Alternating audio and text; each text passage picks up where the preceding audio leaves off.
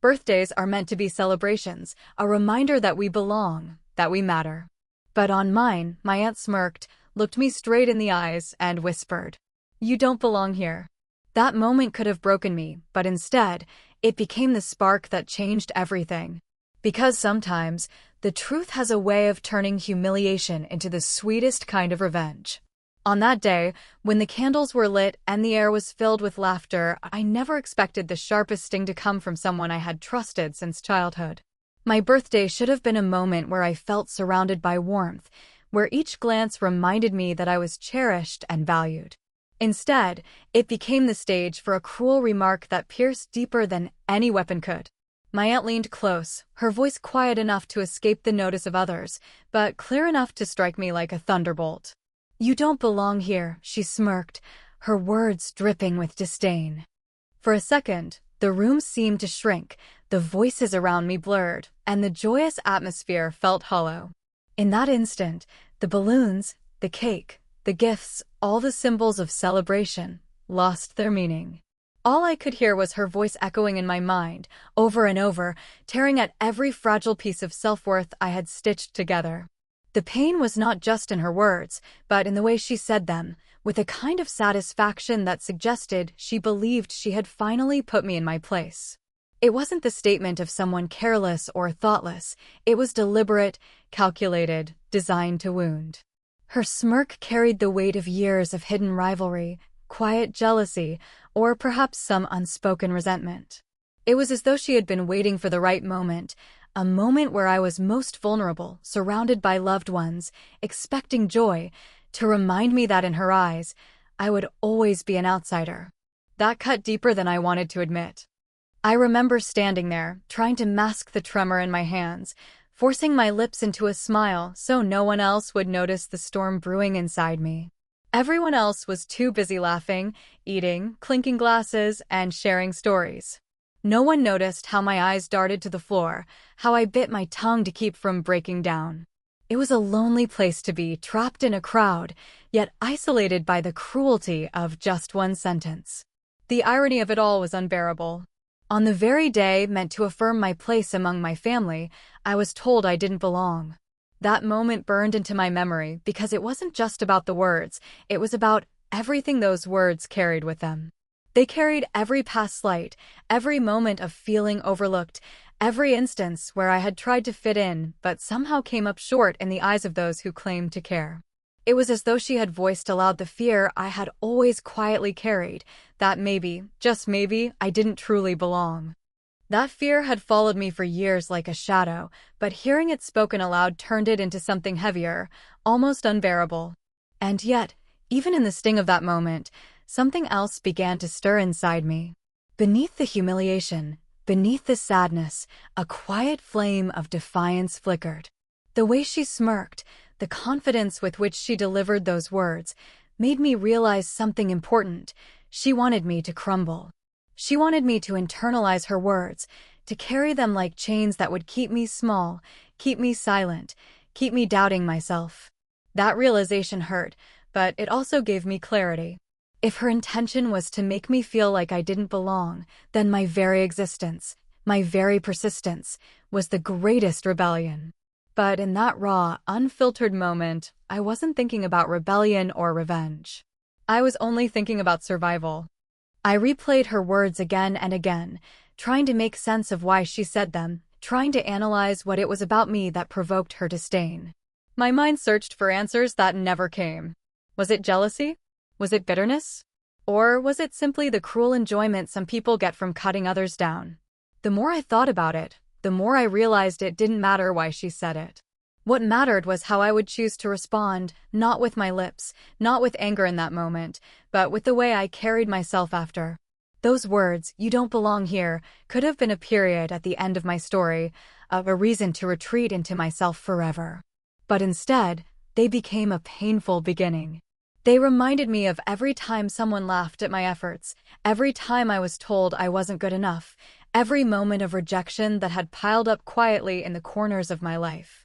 All of it came rushing back at once, sharper and more vivid than before. Yet with every sting, I found myself holding on tighter to an unspoken vow, I would not let her words define me. That night, while everyone else moved on and forgot the passing remark, I carried it with me like a scar etched across my heart. The smile I wore at the table was just a mask, a thin disguise for the war I was fighting inside. I excused myself from the room at one point, staring into the mirror, searching my own eyes for answers. The reflection staring back at me looked tired, but behind the tiredness, there was something else, an unbreakable spark that even her cruelty couldn't extinguish. That was the moment I knew her words, though painful, would not be the end of me. They would be the fuel that drove me forward, even if I didn't yet know how. In that moment, when her words had cut through me and left me raw, the easiest thing to do would have been to lash out. To let my anger rise, to hurl back something equally cruel, or to create a scene that would have satisfied the sting of my pride. But deep inside, I knew that was exactly what she wanted. She wanted me to lose control, to confirm in front of everyone that I was fragile, overly sensitive, and unworthy of respect. And so I chose something harder, something quieter. I chose silence. It wasn't the silence of defeat, but the silence of holding every fractured piece of myself together in that instant. I clenched my jaw, forced my breath to steady, and let her smirk roll off me like it hadn't pierced my skin, even though inside I was bleeding. It takes strength to fight back with words, but it takes a different kind of strength to stay still, to swallow the lump in your throat, and to deny someone the satisfaction of seeing you crumble. That silence was heavy. It sat on my chest like a weight, threatening to suffocate me, but I held it anyway. Around me, the laughter and clinking glasses continued. No one else heard what had been said. No one else noticed the small battlefield that had opened up between me and her. It was our secret war, and my weapon was restraint. I refused to let her win by dragging me into a moment I would regret. Every second that passed after her words felt like an eternity. My mind screamed with comebacks I wanted to throw at her, sharp words that could have cut deeper than hers, but I kept them locked inside. That wasn't easy.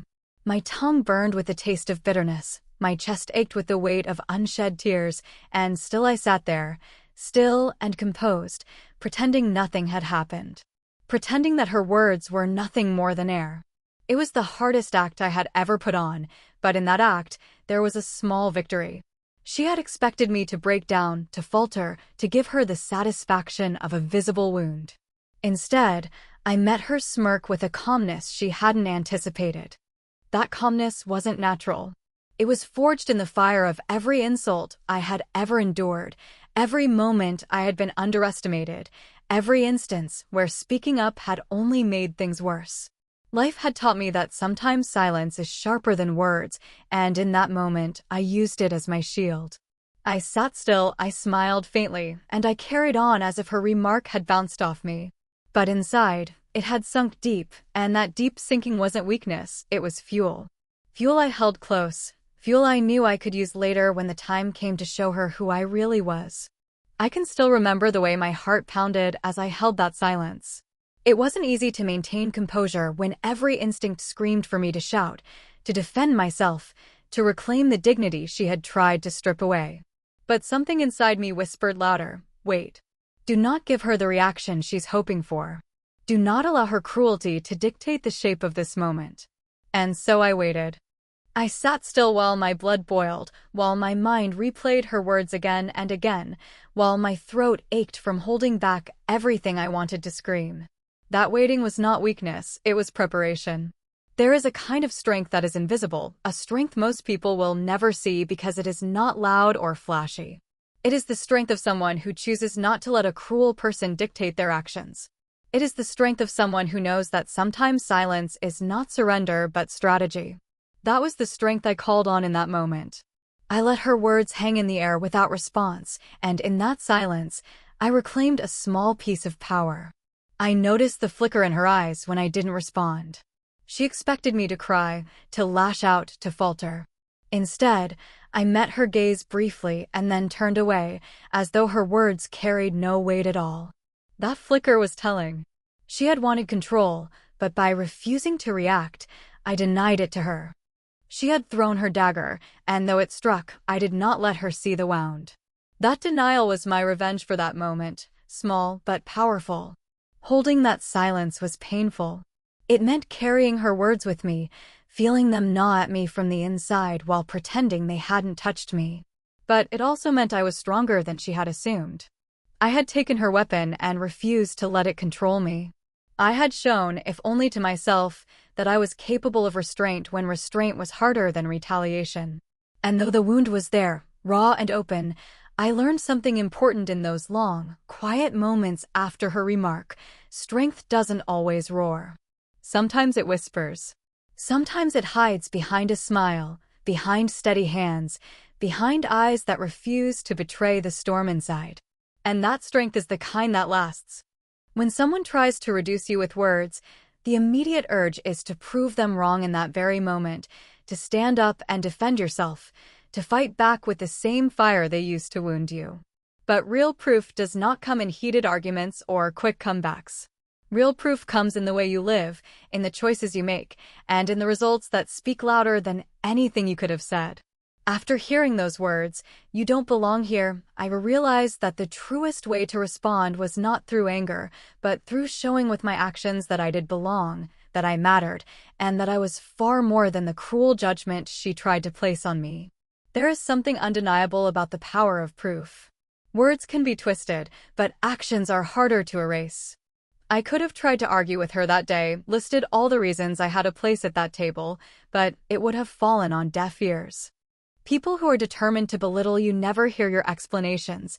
They only see the results of your persistence. So I decided in that moment, in the silence that followed her remark, that my answer would come not from my lips, but from what I built, what I achieved, and what I became. That decision settled into me like a seed, small at first, but waiting to grow into something stronger. Proving worth through action is not easy. It requires patience, discipline, and an unshakable belief that time will reveal the truth. And time is not always kind in the beginning. In the days after the birthday, her words echoed inside me, filling every quiet moment. When I woke up, they were there. When I tried to sleep, they returned. Each time I remembered them, I felt that sting, that question mark pressing against my chest. What if she was right? What if I didn't belong? But alongside the doubt, there was determination. If she had meant to plant a seed of weakness, she failed, because what grew instead was a stubborn drive to show her, and myself, that I had every right to take up space in that room, in that family, and in this world. Slowly, my mindset shifted. I started to see her words not as a curse, but as a challenge. I told myself that if she believed I didn't belong, then my greatest revenge would be to live in a way that proved her wrong without ever having to say a word. That meant taking the pain and turning it into energy, channeling it into every step forward. Every achievement became more than just personal success. It became a quiet rebuttal, a silent declaration that I did, in fact, belong. There is a unique satisfaction in proving worth without ever announcing it. To work silently, to grow steadily, to achieve things that no one thought you could, and then to watch as those same people who doubted you are forced to confront the reality of your strength. That satisfaction is sharper than any words you could speak in anger. It is not about revenge in the sense of hurting them back. It is about showing them that their attempt to diminish you failed completely.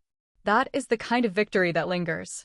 The process of proving worth through action also teaches something deeper. It shifts the focus from them to yourself. At first, my aunt's words were the fuel. I wanted to prove her wrong. But over time, I realized that the proof was not for her, it was for me. Each step I took, each accomplishment I reached, rebuilt the confidence that her remark had tried to shatter. The more I achieved, the less her words mattered.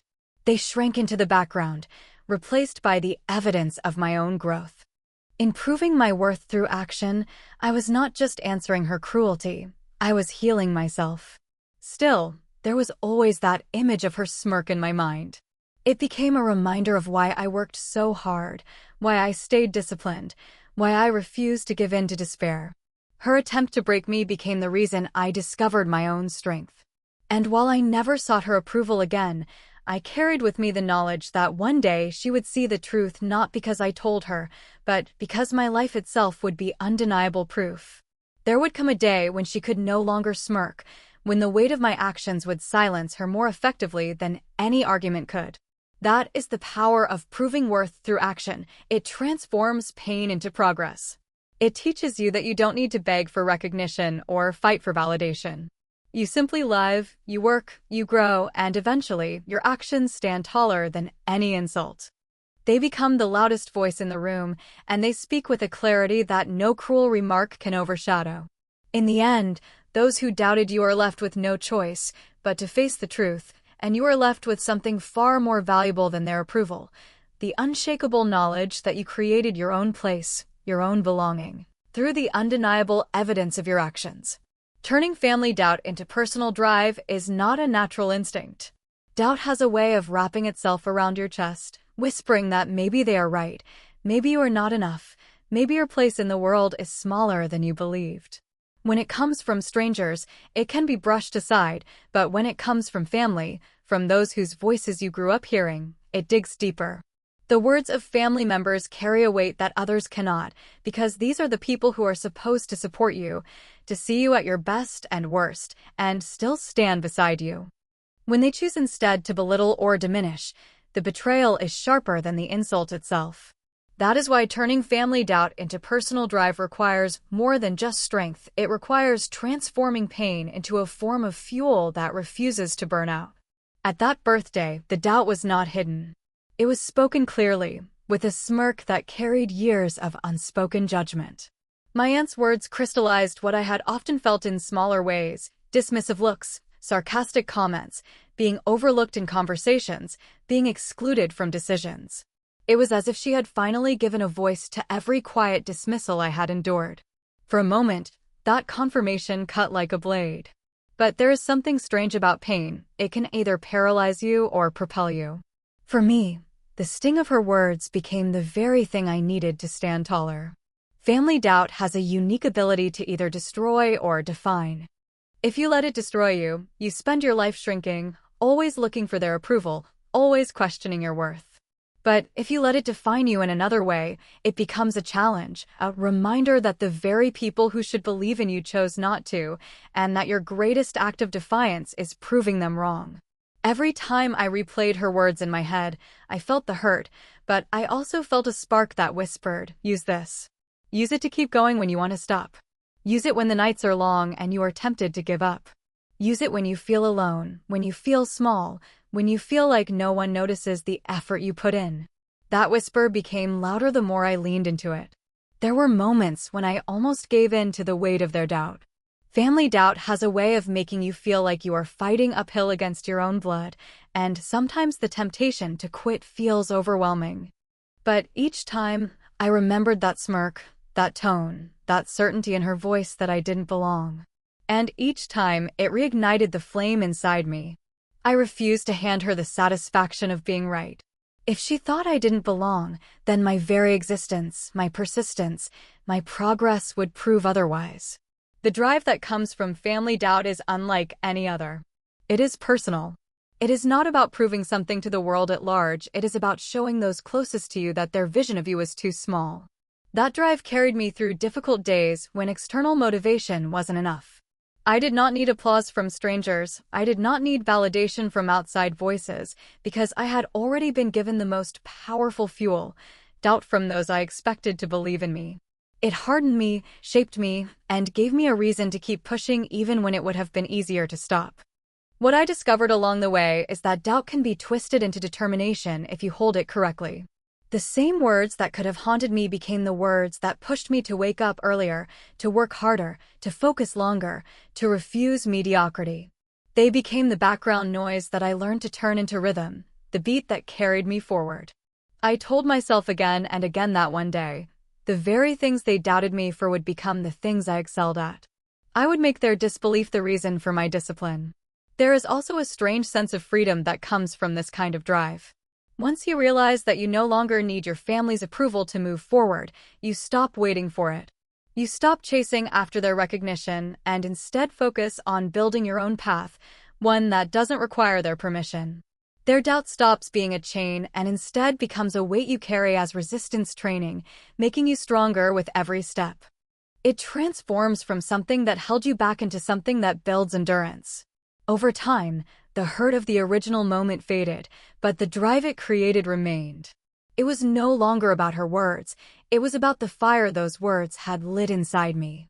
The smirk, the dismissive tone, the cruelty, they had all become irrelevant compared to the results I was chasing. The doubt had been real, but the transformation it triggered was even more powerful. It reminded me that the cruelest words can be turned into the strongest fuel if you refuse to let them crush you. Family doubt may cut deep, but when harnessed correctly, it becomes the very reason you rise higher than anyone expected. There is a moment in every journey where the truth finally comes into the light, where all the silent struggles, the hidden tears, the long nights of self-doubt, and the quiet persistence culminate into something undeniable. That moment, when the shocking revelation finally breaks through, is unlike any other.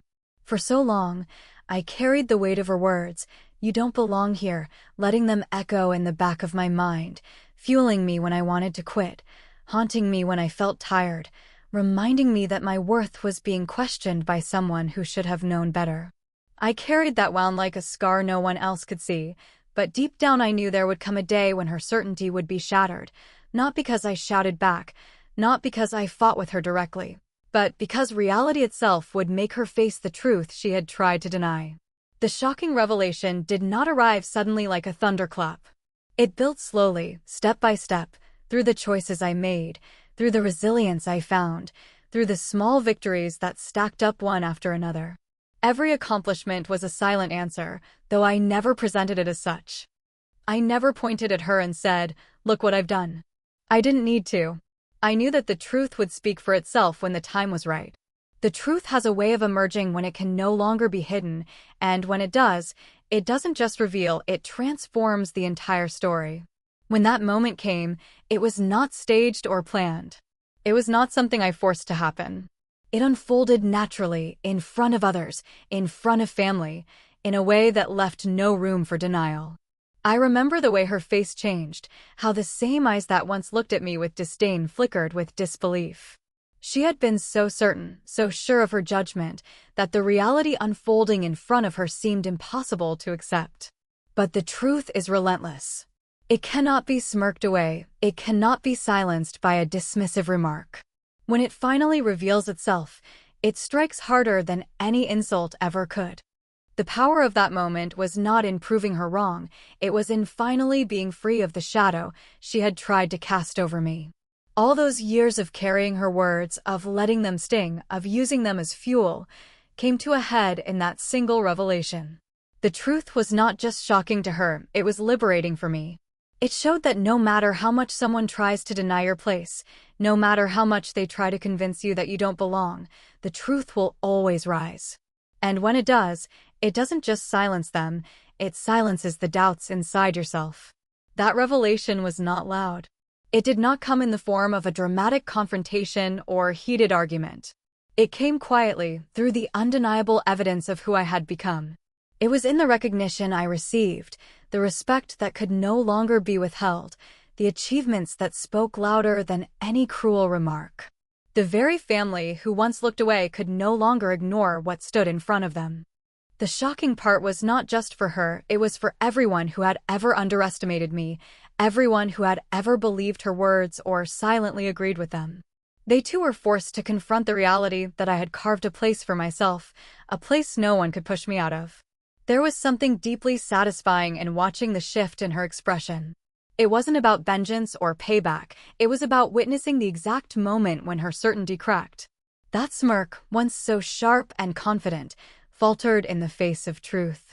She had built her view of me on doubt, and now that view was collapsing, piece by piece, as she saw the undeniable evidence that contradicted everything she had said. For so long, she had believed I would never matter, and now she was faced with the reality that I not only mattered, but that I had risen beyond her expectations. The revelation also showed me something important about people like her. Those who doubt you, who mock you, who try to make you feel small, they are not as strong as they seem. Their power comes from making you believe their words. Once the truth comes out, Once their words are revealed as lies or misplaced judgment, their power evaporates. In that moment, I saw her for what she was, not someone with authority over my worth, but someone who had been blinded by her own insecurity and bitterness. And that realization was almost as powerful as the revelation itself. What made the moment unforgettable was not just the silence that fell around her, but the way others responded. Where once there had been laughter at her side, there was now quiet acknowledgement of the truth. Where once her words had carried weight, they now seemed hollow, petty, and cruel in contrast to the reality that stood before them. The shocking revelation did more than silence her. It exposed the weakness of her judgment to everyone watching. It showed them that the story she had tried to write about me was false, and that the truth was much bigger than her opinion. In the end, the revelation was not just about her. It was about me stepping fully into the place I had always deserved to stand, no longer burdened by her words, no longer carrying the need to prove myself through anger or explanation. It was the moment the balance shifted, when her doubt became meaningless and my truth became undeniable. Revenge does not always come with fire in the eyes or anger in the voice. Sometimes, the most powerful revenge is quiet, subtle, and rooted not in destruction but in growth.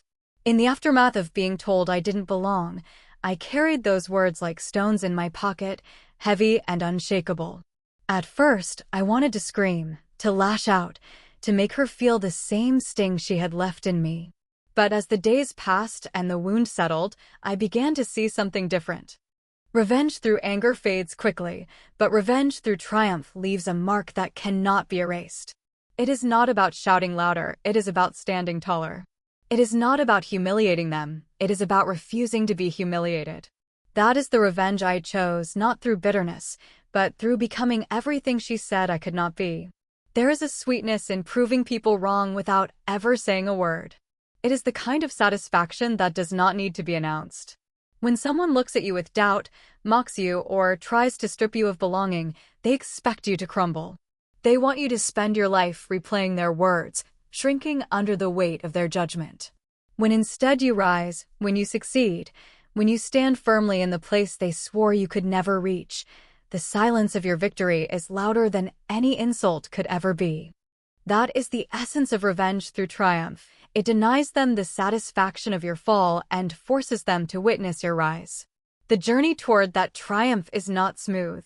There were countless nights when her words replayed in my mind, dragging me back into the memory of that smirk, that certainty in her voice.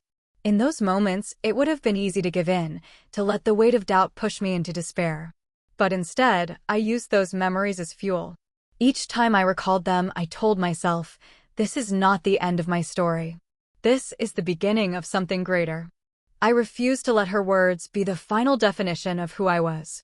Instead, I turned them into a challenge I would answer through action, persistence, and quiet determination.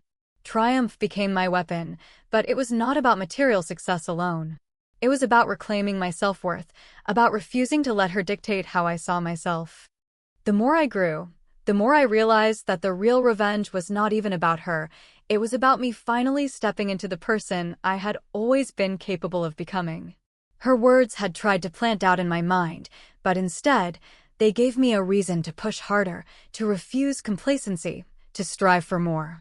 Every small victory was a strike against her judgment. Every step forward was proof that I was not defined by her cruelty. There is also a kind of quiet grace in this form of revenge. I never needed to confront her, never needed to throw her words back at her. I did not need to look her in the eye and say, "You are wrong." The truth revealed itself naturally, through the evidence of my life. That is what makes triumph so powerful. It doesn't require confrontation. It doesn't require shouting. It simply exists, undeniable and clear, leaving those who doubted you to wrestle with the weight of their own misjudgment. And while the satisfaction of seeing her shock was real, the deeper victory was internal. The triumph was not only in proving her wrong, but in proving myself right. I had always carried that fear, that maybe I didn't belong, that maybe I was smaller than I believed. Her words had brought that fear to the surface, but in overcoming them, I silenced not just her voice, but my own inner doubt. That is the most lasting kind of revenge, when you no longer need their approval because you have built enough confidence within yourself to know your worth without question. The world often teaches us to equate revenge with retaliation, with striking back harder than we were struck. But I learned that the strongest revenge is not about them at all. It is about transforming their cruelty into the very force that pushes you into your own greatness. It is about walking into rooms they thought you'd never enter, standing on stages they thought you'd never reach, and living a life they thought you could never build. That kind of revenge doesn't just silence them, it rewrites the story entirely. In the end, the triumph itself became more important than the revenge. What started as a need to prove her wrong turned into a journey of proving myself right. The sweetness of her silence, the faltering of her once confident smirk, was undeniable, but the true power came from within. I had not only survived her words, I had built something stronger because of them. My revenge was not in anger, but in the undeniable evidence of my triumph, the life I carved out in spite of her, and perhaps because of her attempt to diminish me.